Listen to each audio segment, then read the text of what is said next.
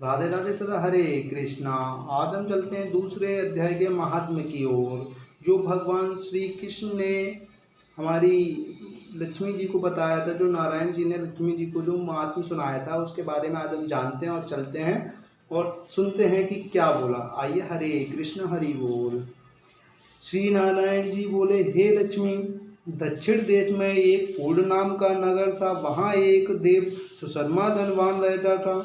वहाँ एक साधु सेवा करता था। जब संत सेवा करते बहुत दिन बीत गए, तब एक बार नामक ब्रह्मचारी आया। उसकी सेवा बहुत करी और विनय करी, हे संत जी, मुझे कृपा कर श्री नारायण जी के पाने का ज्ञान उपदेश करो, जिससे मेरे जीवन का कल्याण होवे और मुक्ति होवे। तब ब्रह्मचारी ने कहा, मैं तुझे गीता जी के दूसरे अध्याय का पाठ सुनाता हूँ, उसे सुनने से तेरा कल्याण होगा। तू श्रवण कर। एक दिन हयाली वन में बकरियां चराता था और वहां मैं भजन करता था। एक दिन रात को आयल बकरियां लेकर घर को चला।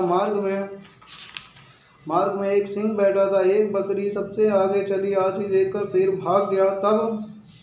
तब हयाली यह आश्चर्य देखकर बड़ा चकित हुआ और मैं वहां आ खड़ा हुआ।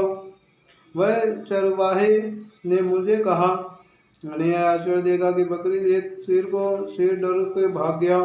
तुम तुर का अलग हो, वह वृत्तांत मुझे कह सुनाओ। संत ने कहा, हे हयाली, मैं तुझे एक पिछली वार्ता सुनाता हूँ। यह बकरी पिछले जन्म में डायन थी। जब इसका पति मर गया, तब यह बड़ी डायन हो गई। इस सुंदर लड़के को देखे खा ले गए और यह पिछले जन्म में शेर फंदक था। वह पक्षी पकड़ने वन को गया और डायन भी वन को गई। वहां डायन ने फंदक को खा लिया। वही फंदक शेर हुआ।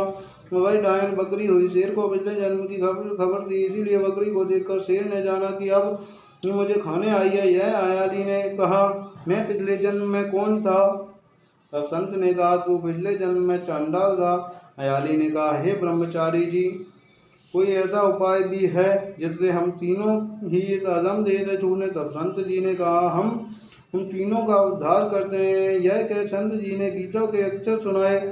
तब उसी समय आकाश से विमान आए और उन सबों को विमानों पर चढ़ाकर बैकुंठ लोक को ले गए। अब अधम देह से छूटकर देव देह पाकर बैकुंठ को चले। तब श्री नारायण जी ने कहा, हे लक्ष्मी, जो मनुष्य श्री गीता जी के ज्ञान को पढ़े, उसे वह अवश्य मुक्ति को प्राप्त होता है। राधे राधे तथा हरे कृष्णा। यहीं पर हमारे दूसरे अध्याय का महात्म्य समाप्त होता है।